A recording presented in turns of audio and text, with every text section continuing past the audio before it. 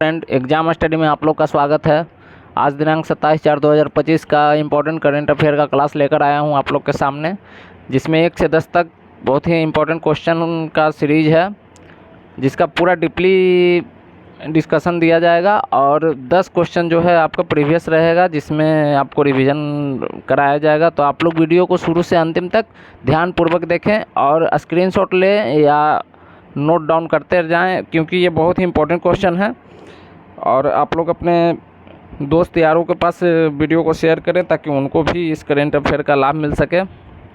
ये जो current affair है, बहुत सारा करंट अफेयर देने से अच्छा है 10 क्वेश्चन, बहुत ही इम्पोर्टेंट क्वेश्चन को आप लोग के सामने लाता हूं और उसको विस्तार से बताता हूं, ताकि आप लोग को वो क्वेश्चन में कहीं डाउट ना रह जाए और आप लोग फालतू करंट अफेयर पे ध्यान ना दें कि बहुत सारा करंट अफेयर पढ़ रहे हैं। उस तरह से करंट अफेयर नहीं पढ़ा जाता है। करंट अफेयर पढ़ने का नियम है कि कुछ करंट अफेयर ही पढ़ें, लेकिन वो सटीक पढ़ें और एग्ज़ाम में लड़ने वाला क्वेश्चन पढ़ें, ना कि कुछ भी पढ़ते रहें जिससे एक बोझ बढ़ जाएगा, क्वेश्चन का बर्डन हो जाएगा, लेकिन आपके दिमाग में वो क्वेश्चन आएगा, कन्फ्यूजन हो जाएंगे और एग्ज़ाम में सही से करंट अफेयर का क्वेश्चन सोल्व नहीं कर पाएंगे। इसलिए कुछ ही करंट अफेयर मैं आपको बताऊंगा, जो कि बहुत ही इम्पोर्टेंट क्वेश्चन रहेगा।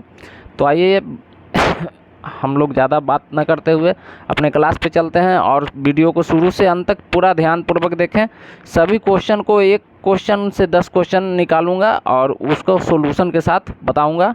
आप लोग वीडियो को पूरा ध्यानपूर्वक देखते जाएँ और नोट डाउन करते हैं। तो चलिए आज के क्लास में हम लोग चलते हैं। पहला क्वेश्चन है आज का, लता दीनानाथ मंगेशकर पुरस्कार 2025 किसे दिया गया? तो इसका सही आंसर हो जाएगा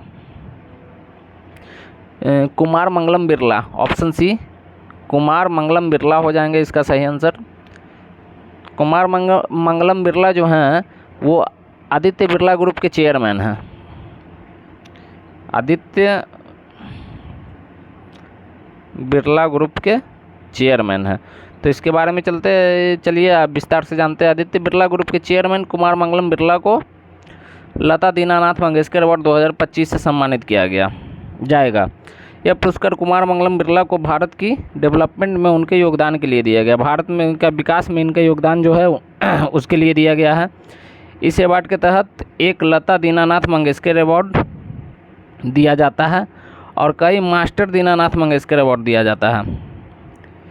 तो उसके बारे में भी जानते हैं। मास्टर दीनानाथ मंगेशकर पुरस्कार का जो लिस्ट है उसमें श्रद्धा कपूर, सोनाली कुलकर्णी, सुनील शेट्टी, सचिन पिलगानोकर, जो भारतीय सिनेमा में इन लोगों का अच्छा योगदान के लिए दिया गया है। ये सिनेमा जगत से इन लोग आते हैं, ये लोग सिनेमा जगत के हस्ती हैं। उसके बाद देखते हैं प्रसिद्ध वायलिन वादिका डॉक्टर एन राजम, उनके शास्त्रीय संगीत के योगदान के लिए इनको भी दिया जाएगा। इसके बारे में विशेष जानते हैं। लता दीनानाथ मंगेशकर अवार्ड लता मंगेशकर की याद में स्थापित किया गया एक अवार्ड है। जो लता मंगेशकर जो भारत की प्रसिद्ध गायिका रही हैं, जो विश्व भर में इनका नाम है, उनके याद में यह अवार्ड दिया जाता है। अलग अलग फील्ड में योगदान के लिए दिया जाता है। बहुत सारे फील्ड जो हैं, सिनेमा हैं, भारत के विकास हो गया आदि में दिया जाता है। तो 2022 में इसका शुरुआत हुआ था। इसके जो आयोजक जो करते हैं उसके बारे में देखते हैं। दीनानाथ मंगेशकर स्मृति प्रतिष्ठान चैरिटेबल ट्रस्ट और मंगेशकर परिवार के द्वारा यह पुरस्कार आयोजित किया जाता है। पहले यह अवार्ड किनको मिल चुका है, तो पीएम मोदी को 2022 में, आशा भोसले को 2023 में और अमिताभ बच्चन को 2024 में मिल चुका है। चलिए अब हम लोग देखते हैं अपना दूसरा क्वेश्चन। दूसरा क्वेश्चन है हमारा, पाकिस्तान ने हाल ही में शिमला समझौता को रद्द करने की घोषणा की। यह समझौता किस वर्ष किया गया था? तो दोस्तों, जैसा कि आप लोग को मालूम है कि एक दर्दनाक घटना घटी है 22 अप्रैल 2025 को कश्मीर के पहलगांव क्षेत्र में हुआ है, जिसमें खूंखार आतंकवादियों ने भारत के पर्यटकों के साथ कत्लेआम का जो गंदा खेल खेला है उसके एवज में भारत सरकार ने कई कठोर कदम उठाए हैं, जिसको लेकर पाकिस्तान बौखलाया हुआ है। उसने भी आओ ताओ में बोल दिया है कि शिमला समझौता को हम नहीं मानेंगे, शिमला समझौता रद्द करने की बात किया गया है। तो देखते हैं कि शिमला समझौता कब हुआ था। तो शिमला समझौता हुआ था, ऑप्शन 4 दिया गया है, 71 में पाकिस्तान और बांग्लादेश का विभाजन हुआ था। 71 में भारत और इंडिया का युद्ध हुआ था, जिसमें भारत जीत गया था और पाकिस्तान के 93,000 सैनिक आत्मसमर्पण किए थे, जो कि एक वर्ल्ड रिकॉर्ड है। तो इसका सही आंसर हो जाएगा जुलाई 1972 में शिमला समझौता हुआ था। चलिए इसके बारे में आगे देखते हैं। भारत ने 5 पॉइंट एक्शन के बाद, जिसमें भारत ने इंडस वाटर ट्रेटी को सस्पेंड कर दिया। जैसे कि भारत ने 5 कठोर कदम लिए थे, जिसमें पहला कदम था सिंधु जल संधि को भारत ने समाप्त कर दिया। पाकिस्तान ने शिमला एग्रीमेंट को सस्पेंड कर दिया। ये देख के पाकिस्तान ने भी गिदरभबकी दी है कि वो शिमला समझौता के एग्रीमेंट को समाप्त कर देता है। तो समाप्त करना दो यार, शिमला समझौते से हम लोग को नुकसान ही है, फ़ायदा क्या है। शिमला एग्रीमेंट क्या था उसके बारे में देखते हैं। शिमला एग्रीमेंट 2 जुलाई 1972 को शिमला हिमाचल प्रदेश में सिग्नेचर हुआ था इस पे। तो उस समय भारत के जो प्रधानमंत्री थे वो इंदिरा गांधी थे, और वहाँ के जो प्रधानमंत्री थे, प्रेसिडेंट थे, वो जुल्फ़िकार अली भुट्टो थे। उन लोगों ने हस्ताक्षर किया। 71 में भारत पाकिस्तान का वार होता है, और 71 में ही पाकिस्तान और बांग्लादेश 2 भागों में विभाजित हो जाते हैं। पहले बांग्लादेश पाकिस्तान ही था, पूर्वी और पश्चिमी पाकिस्तान में पाकिस्तान था। तो 1971 के युद्ध के बाद भारत सरकार ने पाकिस्तान को 2 भाग में बांटने में एक अहम भूमिका निभाई है। तो अब देखते हैं समझौते में क्या बातें हुई थी। जो दोनों देश अपने डिस्प्यूट्स का समाधान पीसफुल तरीके से करने के लिए बात किए थे। जैसे कि दोनों देशों में अगर कोई विवाद होता है किसी चीज़ को लेके, तो उसको शांतिपूर्ण तरीके से करने के लिए हस्ताक्षर किए थे। यूएन के चार्टर के सिद्धांतों का पालन करेंगे। यूएन का जो शांति समझौता का चार्टर होता है, उस अधिनियम का पालन करने के लिए हस्ताक्षर हुआ था। एक दूसरे के सोवरिगेनिटी और इंटेग्रिटी का सम्मान करेंगे। कश्मीर जैसे डिस्प्यूट्स में कोई थर्ड पार्टी मध्यस्थता नहीं होगी, यानी कि कश्मीर के विवाद में कोई तीसरी पार्टी की मध्यस्थता नहीं होगी, कोई तीसरा पार्टी नहीं बोलेगा।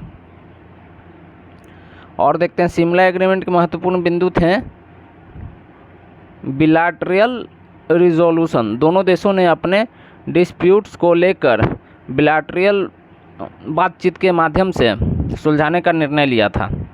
लाइन ऑफ कंट्रोल LOC 1971 के युद्ध में बनी सीज फायर लाइन को LOC में बदला गया।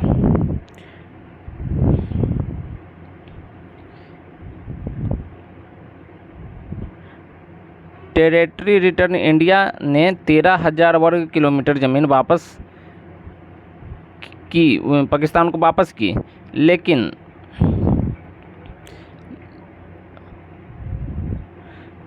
स्ट्रेटेजिक इलाकों को अपने पास रखा है भारत ने। बांग्लादेश की स्वीकृति पाकिस्तान के बाद में बांग्लादेश को मान्यता मिली, यानी कि पाकिस्तान का जब 2 टुकड़ा में विभाजित हो गया तो बांग्लादेश की मान्यता मिली।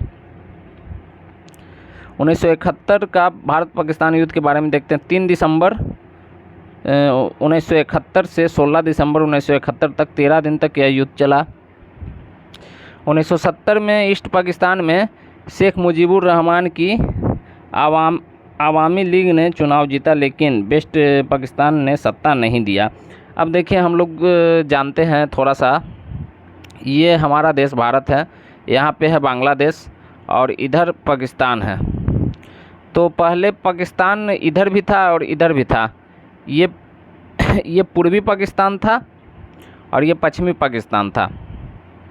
तो भारत ने 1971 में जो युद्ध लड़ा, उससे पहले आते हैं।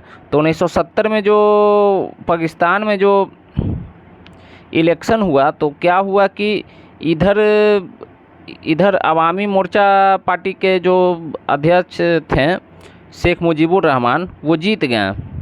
वो इधर इस साइड के थे, यानी बांग्लादेश के साइड के थे, और दोनों में एक ही सरकार होती है, तो इधर से वो जीत गए। इधर से जीत जाने के बाद वो यहाँ के भी राष्ट्रपति हो गए और यहाँ दोनों के राष्ट्रपति हो गए।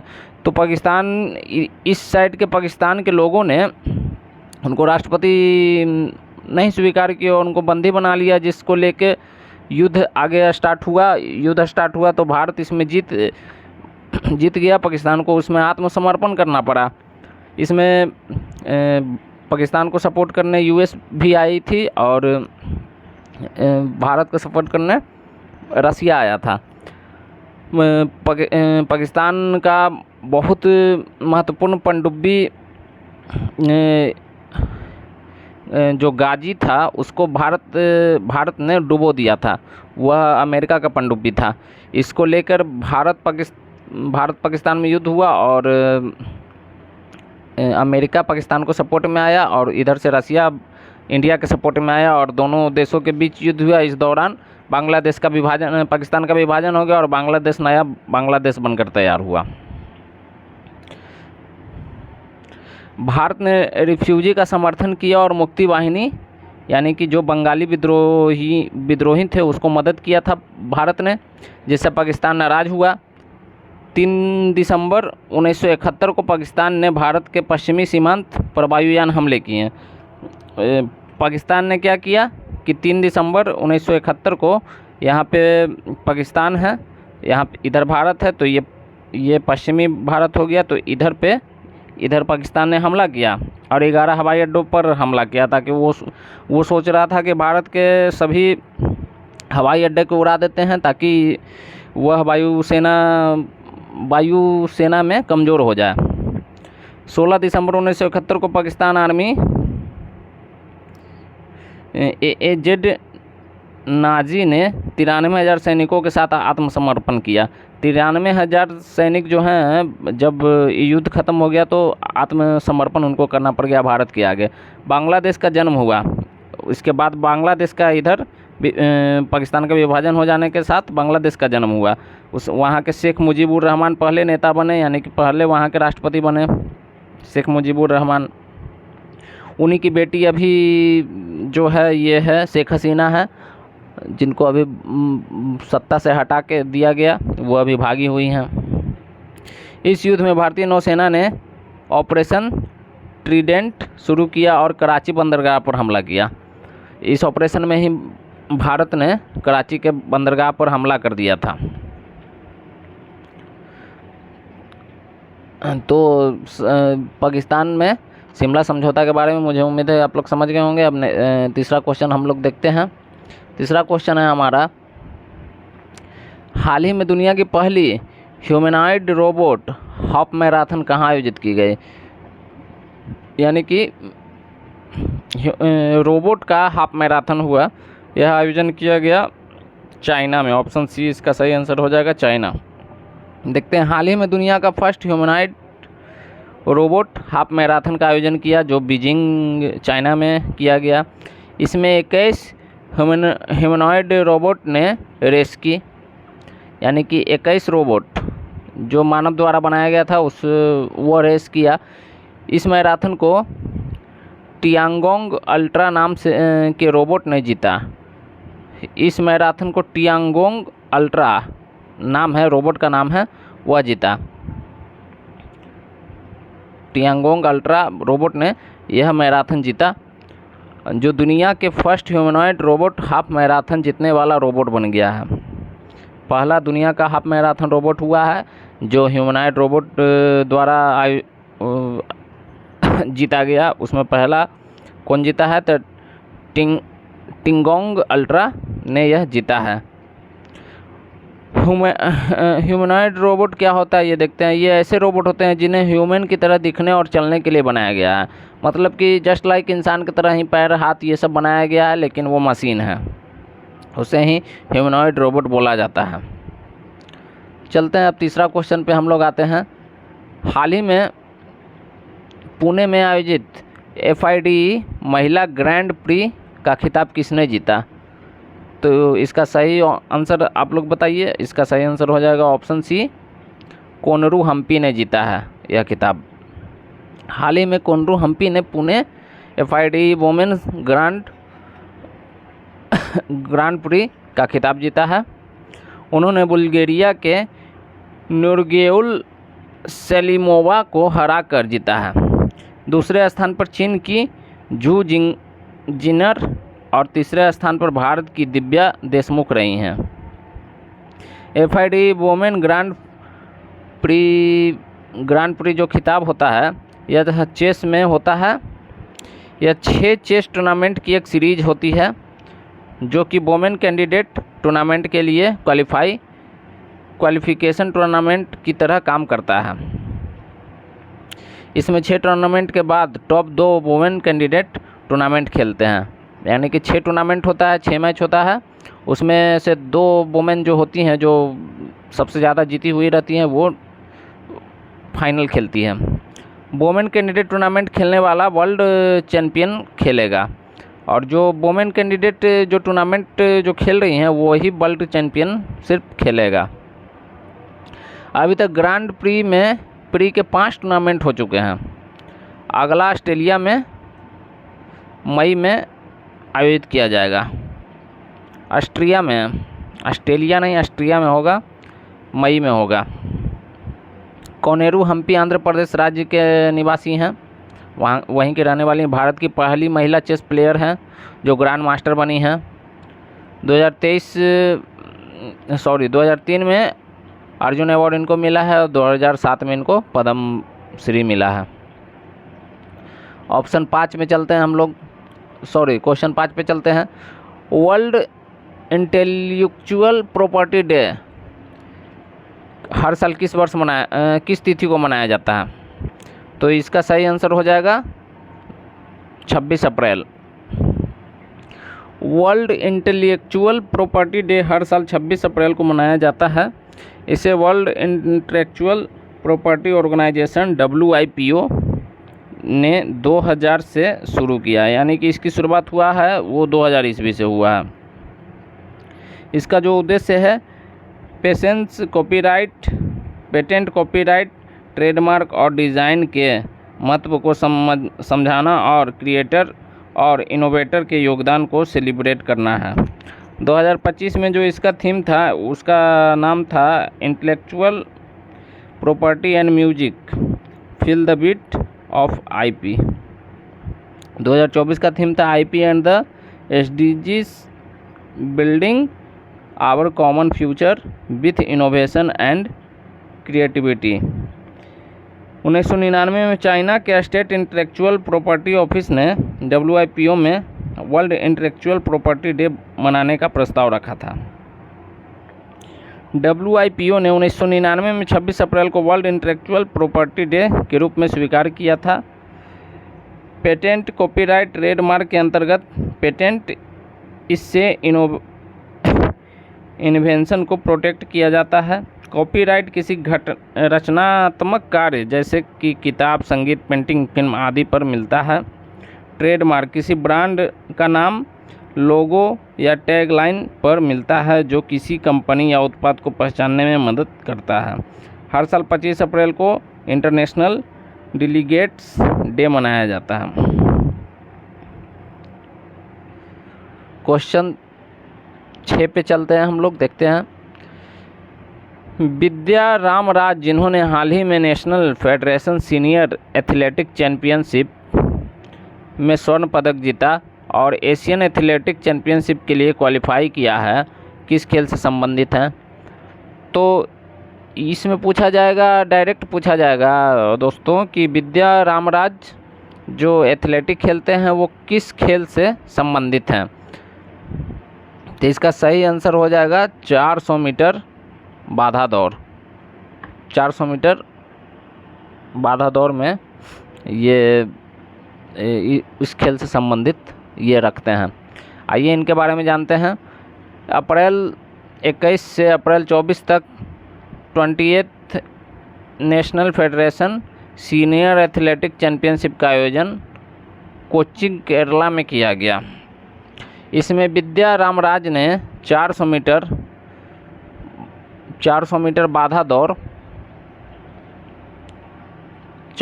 बाधा दौड़ में गोल्ड मेडल जीता और एशियन एथलेटिक चैंपियनशिप में क्वालिफाई किया है। National federation senior athletic championship senior athletic के लिए एथलेटिक कंपटीशन होता है, हर साल आयोजित किया जाता है। इसके आयोजित करता है AFI हैं, यानी कि AFI का पूरा नाम हो जाएगा एथलेटिक फेडरेशन ऑफ इंडिया। 27वां संस्करण जो है 2024 में भुवनेश्वर उड़ीसा में खेला गया था, आयोजित किया गया था। Athletic federation of India Bharat में एथलेटिक के लिए नेशनल बॉडी है। इसका काम जो है एथलेटिक के कंपटीशन करवाती है। 1946 में इसको स्थापना किया गया था। हेडक्वार्टर इसका न्यू दिल्ली है। प्रेसिडेंट जो वर्तमान में इसके हैं, AFI के प्रेसिडेंट जो वर्तमान में है वो बहादुर सिंह सागो हैं। एशियन एथलेटिक चैंपियनशिप 2025 में हर 25 में या 27 से 31 मई में साउथ कोरिया में आयोजित की जाएगी। इसका जो एशियन एथलेटिक चैंपियनशिप का जो आयोजन करता होते हैं वो एशियन एथलेटिक एसोसिएशन करवाता है, जिसकी शुरुआत 1973 से हुई है। Asian athletic champion 2023 Bangkok Thailand medal tally rank 1 में जापान था, रैंक 2 में चाइना था और रैंक 3 में भारत था। यानी कि जो बैंकॉक थाईलैंड में जो हुआ था उसमें मेडल तालिका में देखा जाए तो 1 पर जापान था, 2 पर चाइना था और 3 पर भारत था एशियन एथलेटिक चैंपियनशिप 2023 में। चलते हैं अब नेक्स्ट क्वेश्चन देखते हैं। नेक्स्ट क्वेश्चन है हमारा, स्टैनफोर्ड AI इंडेक्स 2025 में AI में इन्वेस्टमेंट को लेकर भारत की रैंक क्या रही है? तो AI में इन्वेस्टमेंट को लेकर भारत की रैंक क्या रही है 2025 में? तो इसका सही ऑप्शन हो जाएगा ऑप्शन C 7th रहा है दोस्तों। इसके बारे में चलिए आइए हम लोग देखते हैं। हाल ही में Stanford institute for central artificial intelligence, जिसका फुल फॉर्म है शॉर्टकट होता है HAI, उसका फुल फॉर्म है ह्यूमन सेंट्रल आर्टिफिशियल इंटेलिजेंस द्वारा स्टैनफोर्ड AI इंडेक्स 2025 जारी किया गया है, जिसमें AI के इन्वेस्टमेंट में भारत का 7वां रैंक रहा है। यह इंडेक्स AI को लेकर अलग अलग कैटेगरी पर देशों को रैंक देता है। इसमें इम्पोर्टेंट कैटेगरी है इन्वेस्टमेंट कैटेगरी, जो बताता है कि AI में कितना इन्वेस्ट किया गया है। इस इंडेक्स में 2013 से 2024 के डाटा के आधार पर देशों को रैंक दिया जाता है। Category AI hiring growth, AI skill penetration, global AI vibrancy ranking, AI research ETC होता है। टॉप 10 कंट्री जो इन्वेस्ट किए हैं उस कैटेगरी में देखते हैं तो पहला रैंक में आता है अमेरिका, दूसरा में चाइना और 7वां में भारत आता है। पहला और दूसरा इम्पोर्टेंट है और अपना देश के बारे में भी जानना इम्पोर्टेंट है। तो 7वां में भारत आता है, पहला में अमेरिका और दूसरा में चाइना है इसमें इन्वेस्टमेंट में। स्टैनफोर्ड AI इंडेक्स, इस रिपोर्ट में AI की फील्ड में अलग अलग कैटेगरी में देशों का एनालिसिस किया जाता है। इसके जो प्रकाशक होते हैं वो Stanford institute for human centred artificial intelligence HAI होता है, जिसकी शुरुआत 2017 में हुआ था। HAI का शुरुआत 2017 में हुआ था। HAI का शुरुआत 2017 में होता है। Stanford institute for human centred artificial intelligence HAI कहाँ है? तो ये कैलिफोर्निया USA में है। आइए हम लोग चलते हैं नेक्स्ट क्वेश्चन पे। तो क्वेश्चन नंबर 8 है, टाइम्स हायर एजुकेशन, जिसका शॉर्टकट होता है THE, एशिया यूनिवर्सिटी रैंकिंग 2025 में भारत के किस विश्वविद्यालय ने भारतीय संस्थानों में शीर्ष स्थान प्राप्त किया है? यानी कि जो टाइम से हायर एजुकेशन होता है उसमें एशिया के यूनिवर्सिटी के रैंकिंग में भारत के किस विश्वविद्यालय ने भारत का जो जितने भी यूनिवर्सिटी हैं उसमें पहला रैंक हासिल किया है, तो इसका सही आंसर हो जाएगा भारतीय विज्ञान संस्थान IISc Bangalore India. Option C इसका आंसर हो जाएगा। Indian Institute of Science IISc Bangalore. अब देखिए इसके बारे में विवरण देखते हैं। हाल ही में टाइम्स हायर एजुकेशन THE ने एशिया यूनिवर्सिटी रैंकिंग 2025 निकाली। इसमें क्या होता है कि सभी एशिया के जितने भी बड़े बड़े इंस्टीट्यूट जो यूनिवर्सिटी होते हैं उसका रैंकिंग देखा जाता है, उसका पढ़ाई, उसका सुविधा, ये सब को मिलाकर उसका रैंकिंग निकाला जाता है। तो 2025 में जो रैंकिंग निकाला, इसमें भारत की ओर से Indian Institute of Science IISc Bangalore ने 38वां रैंक हासिल की है। यानी कि पूरा एशिया में 38वां रैंक हासिल किया है भारत का इंस्टीट्यूट IISc। यानी कि सोचिए दोस्तों कि भारत का शिक्षा व्यवस्था में अभी भी बहुत सुधार करने की ज़रूरत है, क्योंकि इतना बड़ा इंस्टीट्यूट एशिया में 38वां रैंक हासिल कर रहा है, तो ये थोड़ा भारत के लिए अच्छा नहीं है। एशिया में 38वां रैंक है तो वर्ल्ड में तो कई गुना पीछे होंगे, इसलिए थोड़ा सुधार करने की ज़रूरत है। 2024 में IISc बेंगलोर की रैंक 32वां थी। यानी कि IISc जो अभी भारत में टॉप पर है, लेकिन कहीं ना कहीं वो भी पिछड़ रहा है, क्योंकि 2024 में वो 32वां रैंक पर था और अभी 38वां रैंक, यानी कि आप 6 पायदान पीछे चले गए। द इंडेक्स में एशिया की टॉप यूनिवर्सिटी को रैंक किया जाता है। तो एशिया के टॉप यूनिवर्सिटी को रैंक किया जाता है, तो उसमें भारत का इंस्टीट्यूट आता है, वो 38वां नंबर पे आ रहा है। इंडिया के अन्य यूनिवर्सिटी की रैंकिंग देखें तो 38 में तो IISc आया, उसके बाद डायरेक्ट 111 में आता है अन्ना यूनिवर्सिटी, और 131 में आता है Indian Institute of technology Indore. Top university जो आया है उसको देखते हैं। त्सिंगुआ यूनिवर्सिटी चाइना, यह एशिया में टॉप पर है। पेकिंग यूनिवर्सिटी चाइना, यह भी एशिया में सेकंड नंबर पे आता है। तीसरा नंबर पे है नेशनल यूनिवर्सिटी ऑफ सिंगापुर। यानी कि 2 चाइना का है, एशिया में 2 टॉप यूनिवर्सिटी चाइना का है, और तीसरा में है सिंगापुर का। भारत का 38वां नंबर पे है। खैर, इसमें सुधार होने की ज़रूरत है, हम लोग क्या कर सकते हैं कि नहीं। नेक्स्ट क्वेश्चन पे इसके बारे में अभी और है, देखते हैं। एशिया यूनिवर्सिटी रैंकिंग एक एनुअल रैंकिंग होती है जिसमें एशिया के बेस्ट यूनिवर्सिटी की लिस्ट जारी किया जाता है। टाइम्स हायर एजुकेशन द्वारा यह रैंक दिया जाता है। THE यानी कि टाइम्स हायर एजुकेशन के द्वारा यह रैंक दिया जाता है। इसकी शुरुआत 2023 में हुई। Time Higher Education THE global education organization है जो यूनिवर्सिटी की ranking, data analysis and information देता है। इसका हेडक्वार्टर जो है वो लंदन में है। इसका शुरुआत 1971 में किया गया था।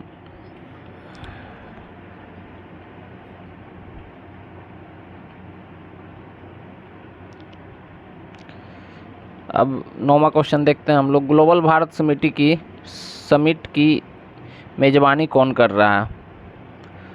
तो कौन सा राज्य कर रहा है दोस्तों? तो ऑप्शन डी इसका सही आंसर हो जाएगा, तेलंगाना। तेलंगाना जो है वो ग्लोबल भारत समिति की मेज़बानी कर रहा है। ग्लोबल भारत समिट तेलंगाना में हैदराबाद में 25 और 26 अप्रैल को आयोजित किया गया। इसे तेलंगाना गवर्नमेंट और समृद्ध भारत फाउंडेशन द्वारा पहली बार आयोजित किया जा रहा है। यह 1955 के बैंडंग कॉन्फ्रेंस की 70वां एनिवर्सरी के लिए आयोजित की जा रही है। इसका जो मुख्य उद्देश्य है वो देखते हैं। इकोनॉमिक जस्टिस क्लाइमेट जस्टिस और ग्लोबल पीस पर चर्चा करना है, यानी कि आर्थिक न्याय, वातावरण का जो न्याय होता है वो, और ग्लोबल पीस यानी कि शांति। द समिट की थीम जो इस बार दिया गया है वो है वैश्विक न्याय प्रदान करना, यानी कि डिलीवरिंग ग्लोबल जस्टिस है। बैंडंग कॉन्फ्रेंस का आयोजन 1955 में इंडोनेशिया में हुआ था। यह कॉन्फ्रेंस 29 नए एशियन और अफ्रीकन देश जो आज़ाद हुए थे उनके बीच रखा गया था। इसका उद्देश्य था कोल्ड वार के समय नए देश कैसे पॉलिसी बनाए। जब कोल्ड वार चल रही थी तो उस समय नया देश कैसे पॉलिसी बनाए, इसके लिए यह रखा गया था। यह कॉन्फ्रेंस ने ही नॉन एलिगेंट मूवमेंट की नींव रखी। नॉन एलिगेंट मूवमेंट क्या है? जो उसमें 120 कंट्री का ग्रुप था जो कोल्ड वार के समय न तो यूएसएसआर और न यूएसए के साथ था, यानी कि 120 ऐसे देश थे जो तटस्थ थे, वो किसी को सपोर्ट नहीं कर रहे थे।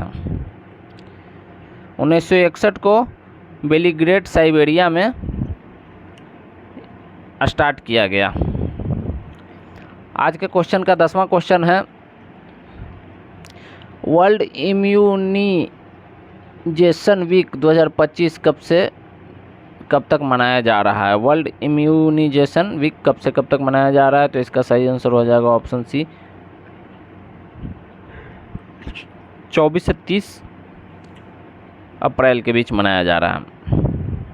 तो इसके बारे में देखते हैं। हाल ही में वर्ल्ड इम्यूनाइजेशन वीक के अवसर पर health and family welfare minister JP Nadda ने national zero measles rubella elimination campaign 2025-26 की शुरुआत की। हर बार अप्रैल महीने के अंत में सप्ताह को वर्ल्ड इम्यूनाइजेशन वीक मनाया जाता है। अप्रैल में 24 से 30 तारीख को मनाया जाता है। हर बार 24 से 30 को मनाया जाता है।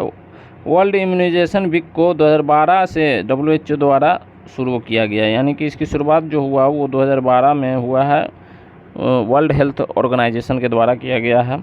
इसका जो मेन उद्देश्य किस लिए हुआ है वो देखते हैं। हर व्यक्ति को वैक्सीनेशन के बारे में अवेयरनेस बढ़ाने के लिए किया जाता है, यानी कि वैक्सीनेशन क्यों ज़रूरी है इसके बारे में जागरूकता अभियान चलाने के लिए किया जाता है। 2025 में इसका जो थीम रखा गया वो है immunisation for all humanly possible, हर किसी का टीकाकरण संभव है। इसका जो थीम रखा गया 2024 में इसका थीम था humanly possible. National zero measles rubella elimination campaign 2025-26 14 अप्रैल को शुरू किया गया है। 2026 तक भारत में मेसलेस यानी खसरा और रूबेला बीमारी को समाप्त करना है, यानी कि 2026 तक खसरा और रूबेला बीमारी को ख़त्म कर देने के लिए टारगेट रखा गया है। तो दोस्तों ये था हमारा आज का 10 क्वेश्चन, जो कि मुझे उम्मीद है कि आप लोग अच्छे से समझे होंगे। थोड़ा सा कठिनाई होती है बोलने में, उसके लिए सॉरी बोलता हूँ। और हम लोग चलते हैं अब प्रीवियस जो क्लास हुआ था उसके क्वेश्चन की ओर देखते हैं, और उसके क्वेश्चन को हम लोग सॉल्व करके देखते हैं कि कितना आप लोग को याद हुआ है। तो चलिए तेज़ी में इसको देखते हैं। भारत ने पहलगाम टेररिस्ट अटैक के बाद सिंधु जल संधि को रद्द किया, यह किस वर्ष शुरू की गई थी? तो इसका सही आंसर हो जाएगा ऑप्शन सी, 1960 में इसकी शुरुआत की गई थी। सेकंड क्वेश्चन है हमारा, भारत की सहायता से बनाया जा रहा अरुण 3 जल विद्युत परियोजना किस देश में स्थित है? तो आप लोग को कल बताया ही था, यह नेपाल में स्थित है। 2030 तक यह भारत चलाएगी और 30 के बाद इसको नेपाल को दे दिया जाएगा। अब नेक्स्ट क्वेश्चन पे हम लोग चलते हैं। भारत का पहला क्वांटम कंप्यूटिंग विलेज किस राज्य में स्थापित किया जा रहा है? तो इसका सही आंसर हो जाएगा आंध्र प्रदेश, अमरावती में किया जा रहा है। वर्ल्ड मलेरिया दिवस कब मनाया जाता है? तो इसका सही आंसर हो जाएगा 25 अप्रैल यानी परसों बनाया गया था। तालिस्मान सैबरे नामक अब तक के सबसे बड़े सैन्य अभ्यास की मेजबानी किस देश द्वारा किया जा रहा है? तो इसका सही आंसर हो जाएगा ऑस्ट्रेलिया।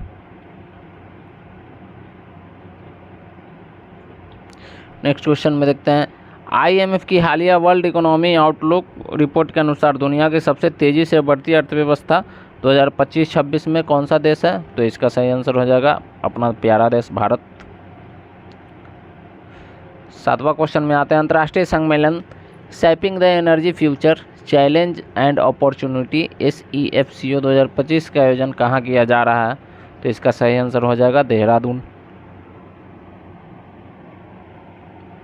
भारत का सबसे बड़ा क्रूज टर्मिनल कहाँ लॉन्च किया जा रहा है? इसका सही आंसर हो जाएगा ऑप्शन डी मुंबई। 9वां क्वेश्चन है, किथ स्टैकपोल जिसका हाल ही में 84 वर्ष की आयु में निधन हो गया वो किस देश के क्रिकेटर थे? तो इसका सही आंसर हो जाएगा ऑस्ट्रेलिया। इसका सही आंसर हो जाएगा दोस्तों। नेक्स्ट क्वेश्चन है, हाल ही में भूकंप से प्रभावित इस्तांबुल किस देश का शहर है, प्रमुख शहर है? तो इसका सही आंसर हो जाएगा तुर्की का। तो ये था दोस्तों आज का करंट अफेयर, जो न्यू करंट अफेयर और प्रीवियस करंट अफेयर का जो क्लास था ये समाप्त होता है। उम्मीद है आप लोग को अच्छा लगा होगा और कहीं बोलने में कुछ मिस्टेक हुआ होगा तो उसको माफ़ करने का कोशिश कीजिएगा और अपने दोस्तों यारों के पास ज़्यादा से ज़्यादा शेयर कीजिएगा ताकि वो लोग भी इसको देखें और अपना करंट अच्छा कर सकें। ये करंट अफेयर बहुत इम्पोर्टेंट करंट अफेयर है दोस्तों, आप लोग के लिए बहुत ही